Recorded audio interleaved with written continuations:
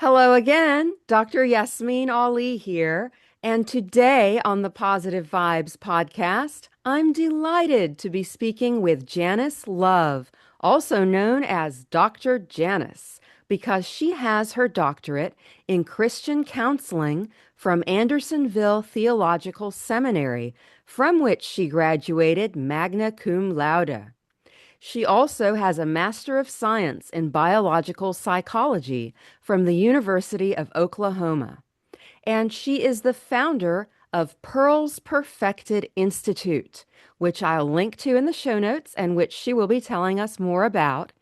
And she is a faith centered brain health coach for midlife women 50 plus.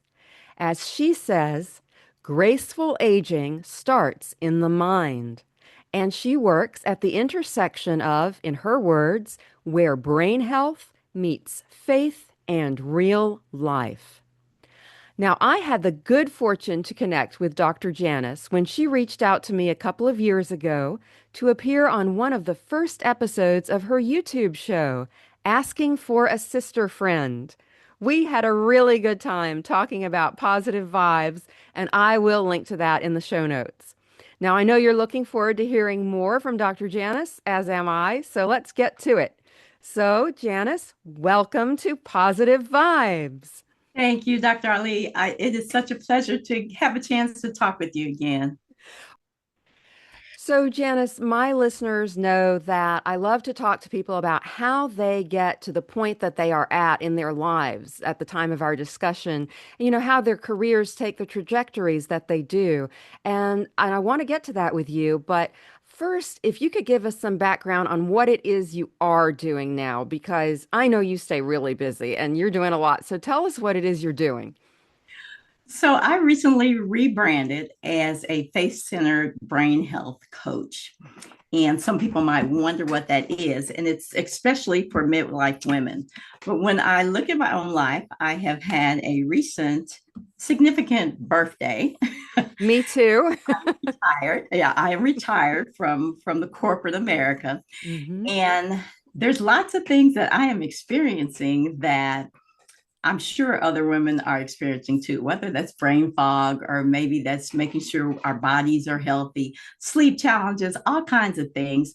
But this really came about because I am returning back to a true love. Years ago, I majored in biological psychology, which I'm a brain geek, if I you love that. want to give it a name. I'm a brain geek.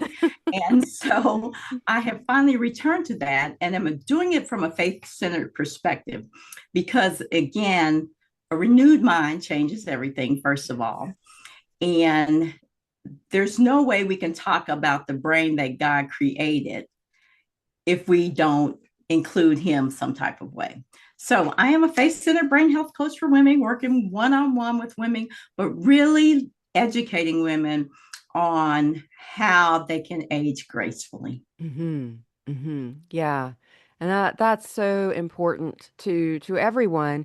And I have a lot of men who listen to this podcast as well. And so guys, if you're listening to this, don't tune out because we're going to have some tips for you as well. Yes, So, definitely, because definitely. brain health is for everyone. But Yeah. I want to get to that point about brain health. And you mentioned you're a brain geek, but how did you decide to focus just on brain health? Of all the things, why that? Again, I majored in biopsych in grad school, and I carried around a brain for literally 2 semesters, which is like yucky, but right. So like a But real and like a brain from an autopsy? human, Oh yes, my. Okay. I'm often You really are a brain geek. yes, it was required. It was required. And so, again, I have been interested in this whole phenomenon, and you'll actually read about this in my newsletter this week. Growing up, I had a father who dealt with alcoholism. Mhm. And when I got in college, I found out I could drink a little bit better than some of the other gals I was hanging out with. Mhm. And so, this fear sat in the back of my head for years about, is this a nurture or nature thing? Is it possible that I could end up, because my dad was drank heavily, could I end up being alcoholic? Mhm. So that kind of frightened me, but it frightened me enough to really drive the trajectory of what I was going to do in graduate school and the direction I was going to go. So I completed my master's degree. And of course, working in a rat lab just was not doing it for me. Right? I love research, but working in a rat lab was just not doing it for me. So I actually veered off course and went into a corporate America and did some things. And life goes on and on and on, and things Yeah. happen. But in my own family, we have experienced some brain health challenges. And I have been finding ways to help my children and others who are dealing with some things. And as a result of that, I learned about a certification that I could get. And it was really kind of full circle for me because I loved brain health, but I didn't want to do research. I wanted to be more on the clinical side where I can really help people. So, since I already was doing Christian counseling, right, I decided to expand that in order to include brain health. And so now I feel like I am truly, truly doing the thing that I was created to do right now. Oh, how wonderful. I always love to hear that. So you mentioned you were in corporate America. What were you doing in the corporate world? So I was in healthcare, but I was doing training and development. So that actually led to me teaching courses, creating courses, and doing that type of thing. And I realized how much I enjoyed writing courses Hmm. and became the director of learning and development. But as you know, in the healthcare environment, most of the learning that has to happen is technical Yeah. or related to safety or something Yeah. like that. So in that position, I was thriving, but I also wanted to write the fun stuff, like Yeah. the soft skills, the things that could really make a difference in people's lives, not just help them get a certification, the things that would help our doctors and our nurses and our staff to even treat people better, right? Mhm. So because I wasn't really able to do that. And there's a whole lot of things that have happened between that time, and we'll talk about those too. But I felt a need to retire and started helping others to write their stories, to create content. I have 3 books, and we can talk about that as well. But people knew that I wrote books, so I started helping other people create content. Well, so don't keep us in suspense. What are the things that happened along the way? Well, the story of my life, Dr. Ali, is my own personal story. So years ago, I married the love of my life, and in a basic second marriage, and we became the parents of 8 children altogether. So we are a blended family of 8 children. And I could say that was probably one of the toughest assignments that I ever could imagine that I Oh, would, yeah. because there's so many emotions involved in trying to bring 2 families together. They say blended families don't blend, they collide, right? And we Mm. were truly colliding. So we ended up getting certified to do some blended family coaching and counseling. And so I decided to write a book. Okay. And as a result of writing this book, I started getting individuals contacting me. Can you help me? Right. So I did that. But then I had to go back and write a book about why I was in a blended family in the first place, which was because I was divorced. And little known weird fact is that I married and divorced my first husband twice. Okay, so Ah, okay. talk about life stories here. Um, and I went back and wrote a book about that. So, um, as a result of that, again, women were contacting me, asking me to coach them through dealing with divorce. And it was focused on being divorced in a Christian setting, which is even more challenging because even though the word is out there that Christians don't get divorced, the divorce numbers are actually the same for Christians and non Christians. So I wrote that book, and that became a big deal. I did a lot of podcasts and ended up doing some coaching there. And then finally, I kind of knew I was going to have these three assignments of writing books, wrote a book about being a pastor's wife. And as a result of that, started a coaching program for pastors' wives. But I've always had this interest in a little bit about everything Yeah. that can improve someone's life, or that can make their life better, or help them through challenges or crises. And so I really wanted to just write about everything, right? But again, what worked best was the things that I had experienced, because I could tell my own stories. So then I began to encourage other people to tell their stories as well. Because people would contact me asking me, I need help writing a book. I really want to write a book. And so that's where the content creation piece started. And that's how I landed here. And you still do some of that? You still help some people with their books? Still do people help people with books. In fact, I have a bunch of online courses that I created that will help them to do that. So I will take on clients one-on-one occasionally, but mostly I am still doing some coaching and counseling. I Hmm. don't know if I mentioned that I do have a Christian counseling service that I provide as well. So I'm kind of like, I see my life as perhaps this is the moment for which you were created, Esther 4 and 14.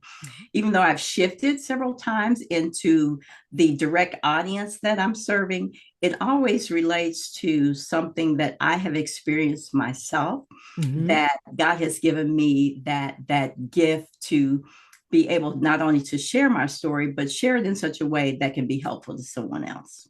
Yeah, yeah. I can see you're doing that. And I followed your newsletters and it's I will link to, to how people can get in touch with you and sign up for your newsletters in the show notes because they've been really interesting and your journey has been very interesting. And tell us, what are the titles of your three books, if you could? Okay. The first one is called One Plus One Equals 10, which is That's great. about being a blended family, right? So me and hubby together and our eight children is 10 of There's us. a So little bit of the Brady Bunch going on there. that is the title of that one.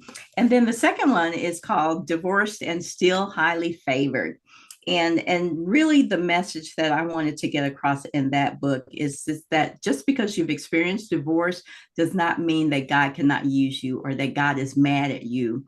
God still has a plan for your life, and you can survive divorce and still be in favor, in God's favor. So that was the second one. And then the third one is called Chosen for This: How to Be Married to Ministry and Still Have Your Own Life Calling. And that was to really help women who were married to influencers and pastors and ministers, because oftentimes we felt like our calling was to um, serve our husband or to be in the background when each of us has been created to do something very special. And what I encouraged women was to emerge from the shadow, because oftentimes our husbands' lives are so big that we feel like we're hiding in their shadow. So emerge from the shadow. I wanted them to walk beside their husband because I wanted them to have a very thriving and wonderful marriage, and then to stand on their own platform, because he had a platform to stand on, but everybody has a platform that God has given them to stand on. So those were the three books. And funny story is, Dr. Ali, is that I always knew that I would be a writer. And really, I thought eventually that I would just be an author. Had no idea I would be doing coaching programs. But when I was in high school, this is hilarious. I wrote this story called The Fishing Story. I was in English class or something. And it was about me basically falling in the water when I went fishing with my godmother and being so embarrassed. So I wrote this story as an English assignment. And my teacher was just so captivated by that Oh, story. wow. And she says, "You are going to be a writer." And I hid that in the back of my mind for all the different things I did. And then to see it finally come to fruition it was just a blessing. It was really wonderful to just kind of see how my life has come together through the different experiences that I've had. Absolutely. You have the gift, and your teacher saw that early on. And thankfully, you never forgot it. So, because you've been able to use that to serve, to serve the world. And I can see how you have identified a need that you met in your own life and have shared that and how it worked out for you, have shared that with other people who, there's so many other people who have those exact same needs, each one that your books address. That's really cool.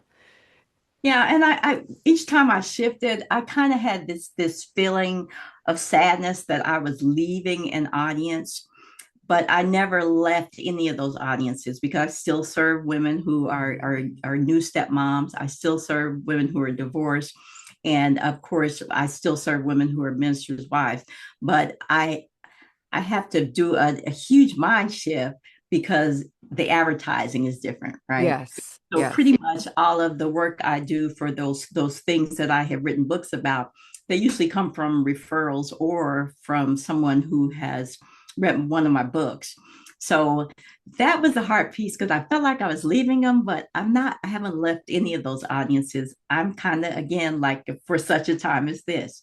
If God sends me a person, it's because I am the person that can help guide them through whatever it is they're challenged with. This is really interesting that you bring this up because in our current world of algorithms and categories and social media, so many times people are pegged into a certain hole or a certain category, and you feel as though if you do something different, well, I mean, I'm an example of this. I'm an author of both nonfiction history and creative writing. I have a novel out. I'm working on my next novel. I'm working on a nonfiction book on career changes. And I'm a cardiologist.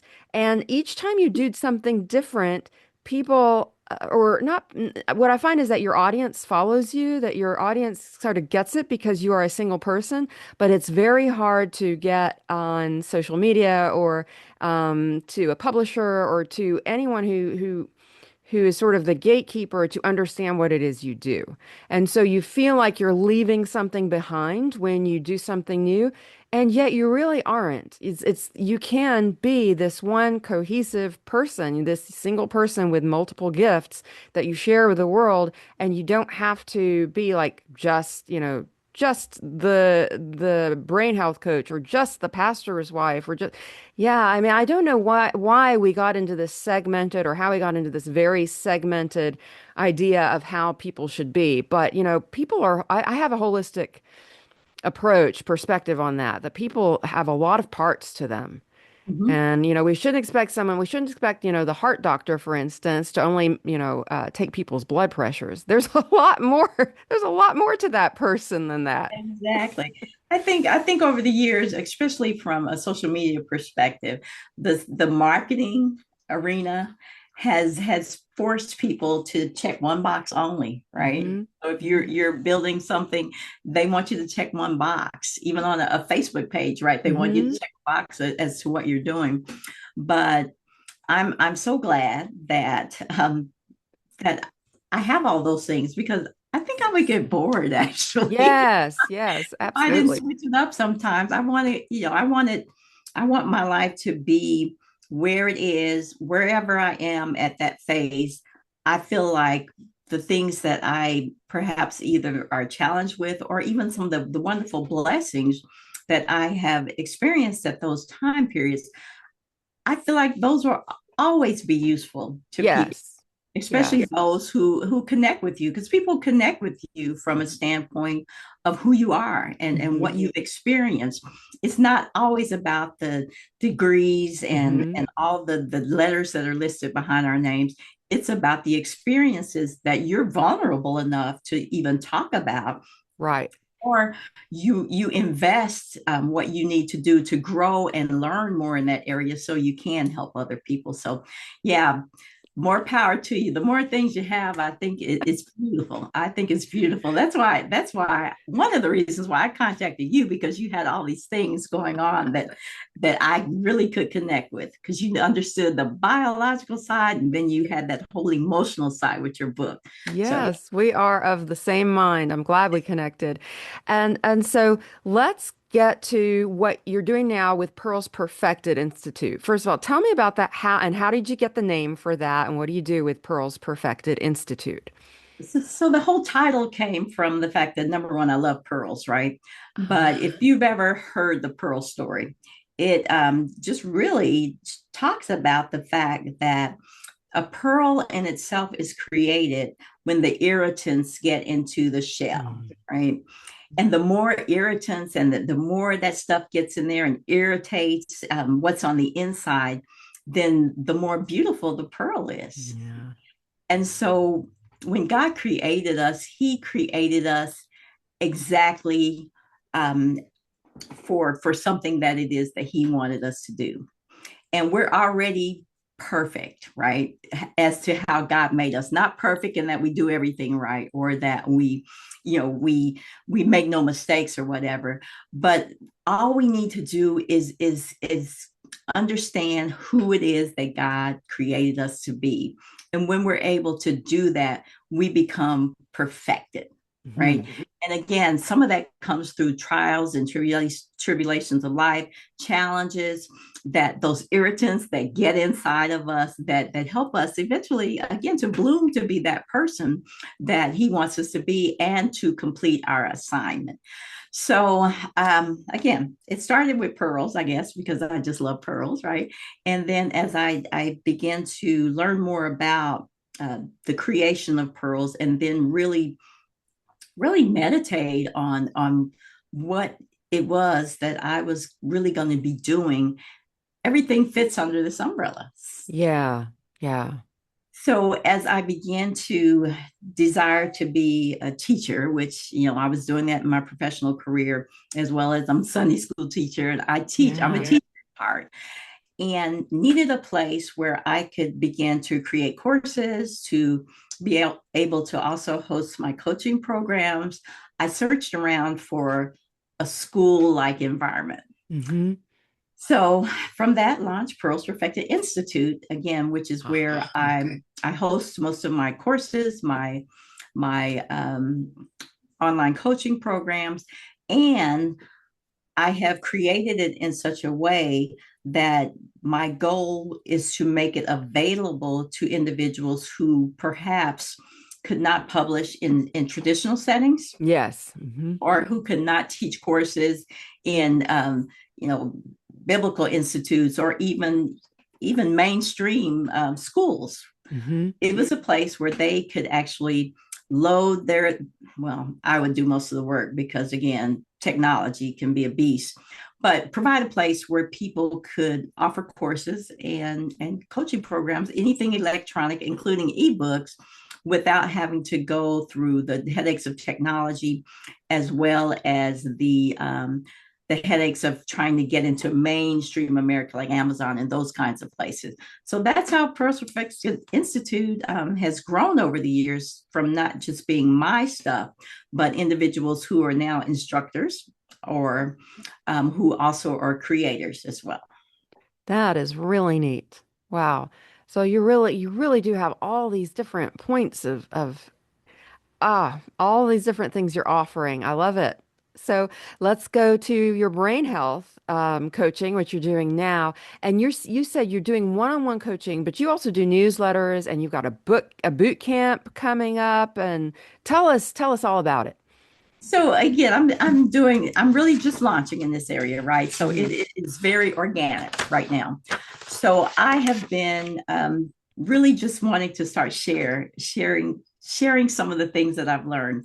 And again, with midlife women, we're dealing with a variety of things, whether it's brain fog, there are some hormonal shifts that are going on, and perhaps it's being affected by our sleep. Our diets are probably not quite where they need to be, right? And we're aging. Mhm. And Mhm. so we're wondering what's going on with us, right?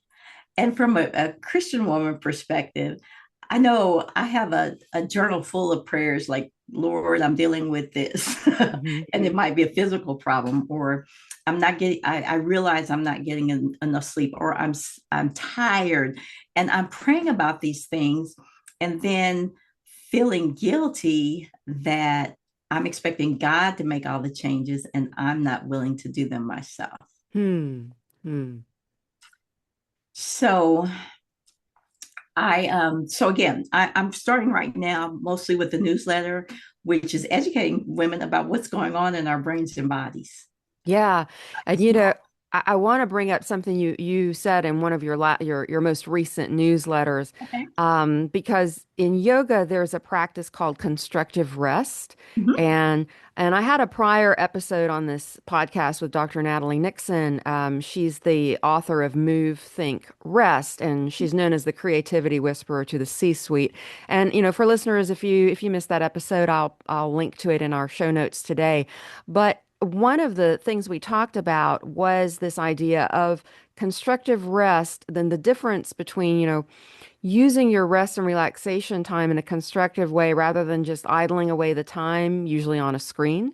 And Mhm. something you said in your last newsletter was don't disappear into the screen. So I really Yeah. loved that. And I wonder if you could talk about that more. Well, when you think about rest itself, some ways we define rest is to sit down and do nothing, right? So I remember when weekends would come around or when we would have holidays, people will ask you, what are you doing for the weekend? And I'll say something like absolutely nothing, right? Because I just want to chill, Yeah. right? So we decide that, I'm going to chill out, right?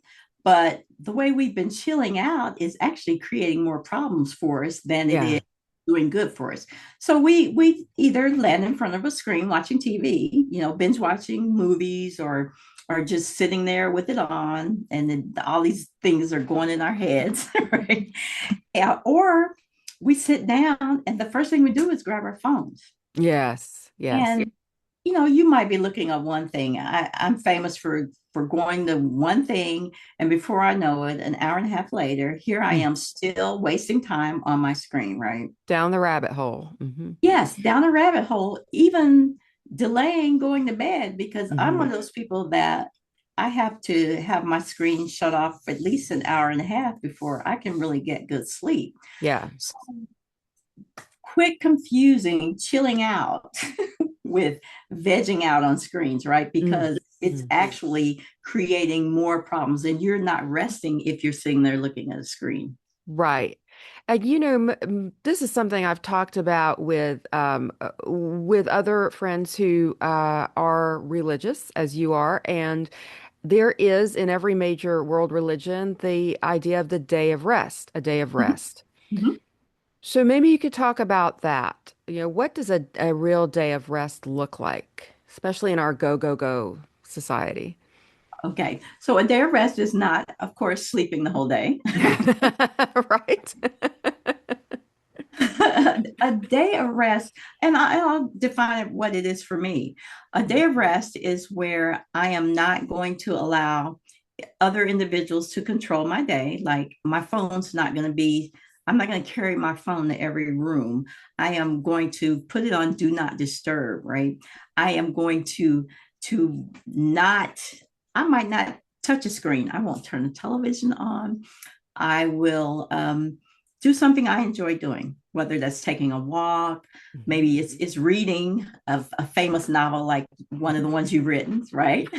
or, or even sometimes just again taking on new knowledge in a way Yes. that is not like I'm studying for an exam or something. So it could be different for every person. It might be, playing with your dog or hanging Yeah. out with my adorable great grandchildren that I have, right? It's something that doesn't cause me to use a lot of mental power, Mhm. and it brings some enjoyment and joy to my life. So Yes. sometimes it's just sitting out on that back porch, listening to the birds, right? Or Yes. Oh, goodness. watching Yes. people walk by. Again, it doesn't require any mental effort on my part, and it's not something that is mindless that brings no value to my life. Mm-hmm. Mm-hmm. Yeah. Well, that's a good description. Yeah. And I wonder how you came to that in your own life. Like, how did you come to realize that? Especially from a perspective that one of the reasons why I don't fill my calendar up completely now Mhm. is because when I was working full time, being a mother to so many children, Yeah. being a wife and a pastor's wife and an executive, I was going all the time. Hmm. I was driving 30 miles each way to work. Hmm. I was also coming home, worrying about dinner. I felt like I was rushing all the time. Yes. And so in this season in my life where I get to make my own choices, I am determined not to be hurried about anything, right? That's great. That, of course, a lot of that takes planning too, but at the same time, I I just cannot believe how blessed I have been since I have retired. Hmm. And not just because it gives me more time to do the things that I feel like I was created to do, but there's some things that have happened in our lives. Had I still been in that environment and still doing all those things, I would not have been able to spend time with my 97-year-old mother-in-law before she passed away, or Right. to support my children through some things that they were going through. So I can't even remember what the question was at this time, but I know that I'm at a place now where I feel like I can get that active rest in the Yeah, season. the active rest. I like that phrase. That's interesting. Yeah. And I think maybe when people hear us talk about this, they might hear two high-powered women saying, "Well, you should never relax." And that's when we say active rest. And I think the point we're making is that's not at all what we're saying. Right. It's just don't be mindless with your time Exactly. because it's actually, and you can speak to this in terms of brain health, that mindlessness when a screen is involved is Mhm. actually doing you harm. It's Yeah, not just benign rest or a benign way of idling away the time. There's actually harm that's being done to the brain that way and to your attention span. exactly. And again, from a midlife perspective, our brains, we're losing neurons all the time, right? So that can, Unfortunately. But it can be stopped. It can even be yeah, reversed. I was just going to tell you that I started crocheting. Can you believe Oh, that? wow. Good for you. Yeah, Crocheting is not easy. I do a lot of different kinds of needlepoint, and that's the one that has always stumped me. It's yeah, crochet. yeah. But I started a crochet class now. I passed the beginner's crocheting class with flying colors, but intermediate, I think I'm going to have to be a repeat student, right? But you know, I want to learn new things all the time. So again, I'm starting to learn some things that I wouldn't have had time for before. Uh, Right. they say one of the best things you can do for your brain from an active perspective is to play ping pong, or everybody's into the new what's the like tennis, that Pickleball. pickleball. Everybody's doing that now. And if you notice, active seniors are the ones who Yes. are so into this because it's one of the best things you can do for your brain. But so learning something new, I'm a learner for life. And so I'm trying to pick up things that can help me to relax too. So if I'm sitting down crocheting, I'm relaxed, especially if I'm just doing that single stitch, right? I'm working on a double stitch now. Good for you. No, and certainly doing something with your hands and staying active, that is almost always a form of relaxation and it engages your brain in a different way. And that whenever you can use your brain in a different way, in a slightly different way, that's not stressful, but something relaxing like that, that does actually build neurons and brain power and slow that aging process in the brain. So It you're does. on to Yeah. something. Again, being as vain as I am, I want to age gracefully, right? And having a mother-in-law who lived till she was That's 97, and amazing. having my own parents, who my mom learned how to use the internet, right, at the ripe age of 80. Right? Wow. So I am just wanting to stay vibrant and stay as healthy as I can, and not go into, sadly enough, my grandfather had Alzheimer's. I am all about people not having to actually, when you think about things we might have genetically inherited or whatever, we still have an opportunity to change the trajectory there. Yes, your Right. genes are not your destiny. Exactly, exactly. In fact, I heard the statement say that your things that you may have inherited or could possibly inherit, or your risk are like a loaded gun, but you get to decide whether or not you pull the trigger. Yeah. So Yeah. just because a family member was diagnosed with diabetes and you are at risk for it does not mean that it's a fatal sentence for you as well. Doesn't mean that you have to go that route. So I'm really going to be talking a lot more about family history and things, and how we can not necessarily have the same issues that perhaps our forefathers lived with or even died with. That's great. And so, what else would you like people in general now at midlife or beyond even to know about brain health? What are some key points that you like to One talk famous, about? my mentor, Dr. Daniel Amen, says you don't have to live with the brain you have. Hmm. You can change the brain that you have. You're not Yes. stuck with the brain that you have. And also to identify those things that are truly related to brain health that perhaps you were thinking it's something else. Hmm. And there are so many things that you can do to improve your memory, your focus, your overall brain health, your sleep patterns, all of that stuff. The thing is that you have to be knowledge, you have to learn about what it is you can do to change that trajectory, and be willing to do it. Yeah. Yeah. So, how do you motivate people to do it?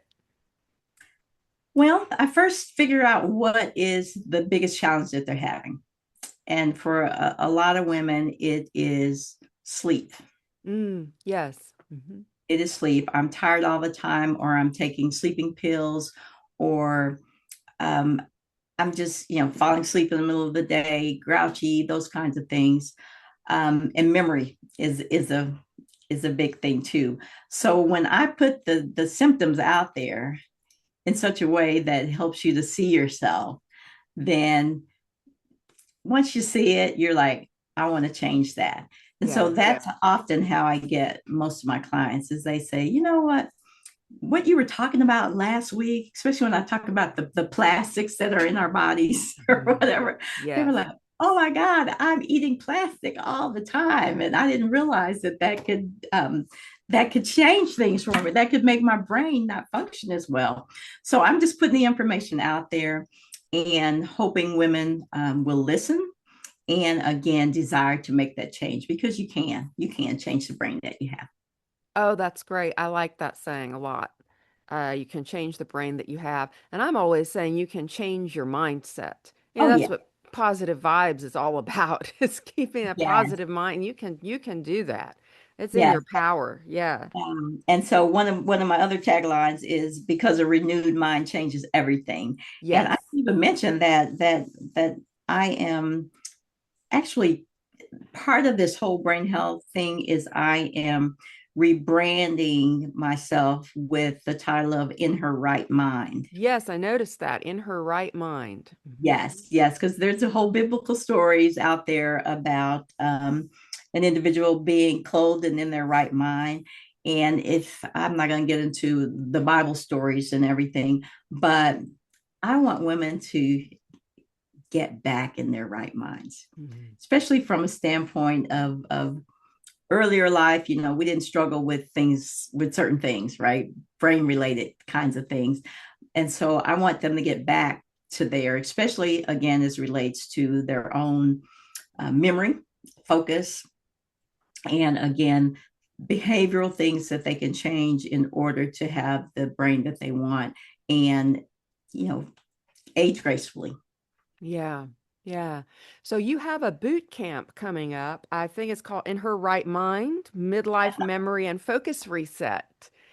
Yeah. Yes, yes, it's going to be an opportunity to not only recognize some of the challenges that we're having as far as memory and focus, but also give you those tools in order to be able to achieve some improve those areas, right? So the first thing we have to do is recognize, okay, I'm walking in a room realizing that I forgot what I was going in there for. I'm losing things all the time. I'm missing appointments, and just look at some of the things that are happening that maybe we don't really pay attention to. They might frustrate us, but we don't really pay attention to. But identify those things, what they are.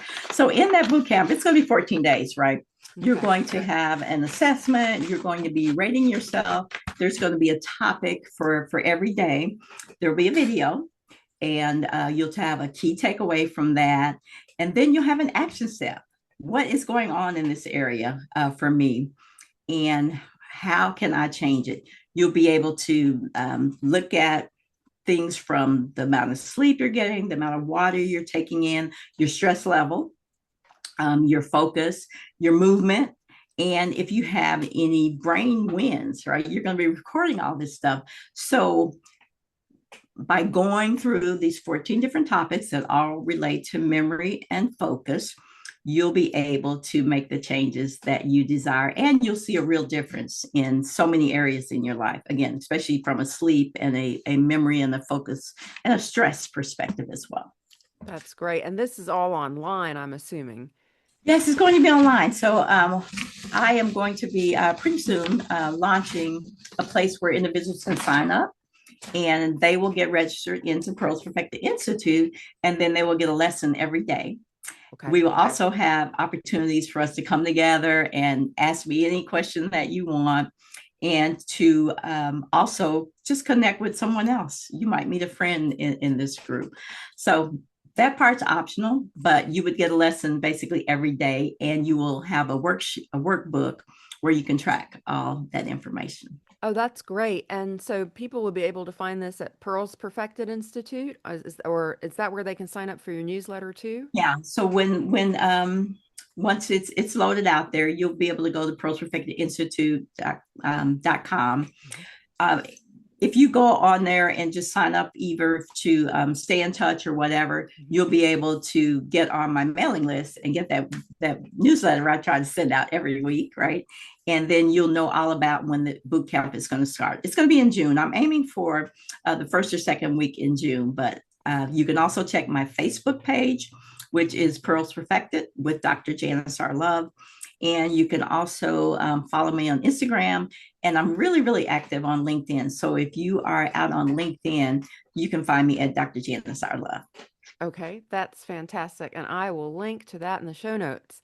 Um, I want to go back to something really key to what you do, Dr. Janice, and that is the faith-based portion, because Positive Vibes listeners to this podcast often hear guests refer to their faith as one of the ways they stay positive.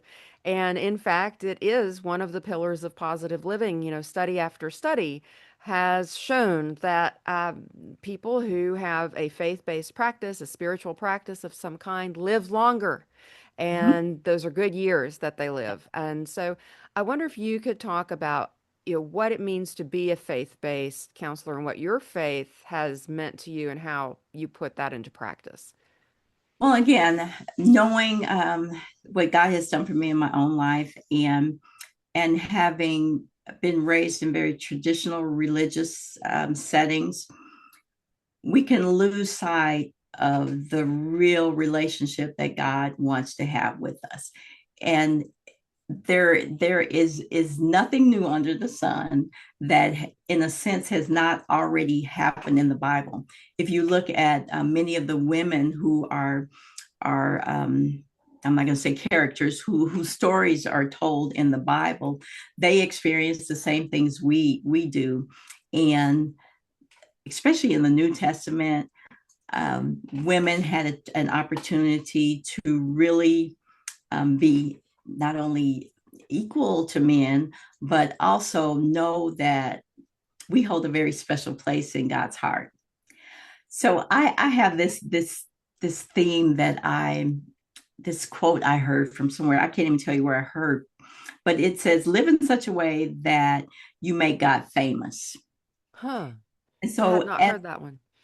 as I've experienced many things in my life, I know that it was only God. And again, having that belief that He had something for me to do, and like Esther, perhaps I was created for such a time as this, or for this moment.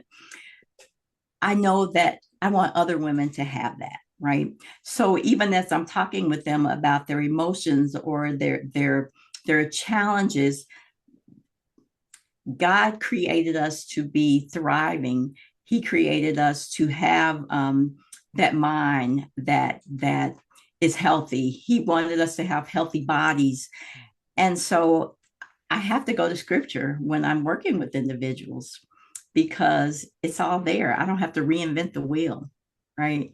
And it's not based on, I love science and everything, but people can't connect emotionally with that, Mm, right? mm, Nor can they meditate on Scripture the way they can by reading a book that's mhm. a technology book about their Sure, health, their sure. wellness, or relationships or whatever. So I I pray with my clients. I always encourage them with scriptures. And again, just from a standpoint of script, there's a scripture that says, "As a man thinketh, so is he." Hmm. I say, "As she thinketh, so is she." And having that renewed mind and knowing that we have a God who loves us and who wants a relationship with us, I can't do anything that I do without helping women to understand that. Yeah, that's really neat. Yeah. And I think that might segue actually into my final question that I have for all my guests, which is, the motto of positive vibes is keep on the sunny side. So, how do you keep on the sunny side? I There's a variety of things I do, but one of the main things I do is always remember there's a scripture that's my favorite. It's Romans 8:28, and it talks about the fact that all things are going to work together for good for those who love God and are called according to His purpose. So even in the toughest times, I have to remind myself of that. But something that I do that drives my husband crazy is that I dance all the time. Oh, dance, dance, dance. Yes, yes. So I I will make him stop what he's doing sometime and just dance with me, just because we have the ability. We're still standing on our own two feet. Our legs can move, and music does something for the soul. So I like to dance. That's what always keeps the sunny side up. Is Oh, I'm I always love that. I dancing. love that. And you're not the first person to say that, by the way. Not on Natalie Nixon said that, as a matter of fact. You and she have a lot in common. So I love that, and I love the way you do that, and you draw your husband into it as well. That's Yep, he's having a bad day. I'll turn on some music, and I'll say, "Come dance with me." oh, love it, love it. And Romans 8:28, by the way, is one of my favorite verses. So it's incredible that you mentioned that. Well, Yeah, yeah, because thank you. all things Thank were. you. Yes, thank you so much. Thank you so much, Dr. Janice, for being on Positive Vibes and for your time. It's been wonderful having you here. Thank you so much, and hope to talk with you again soon. You too.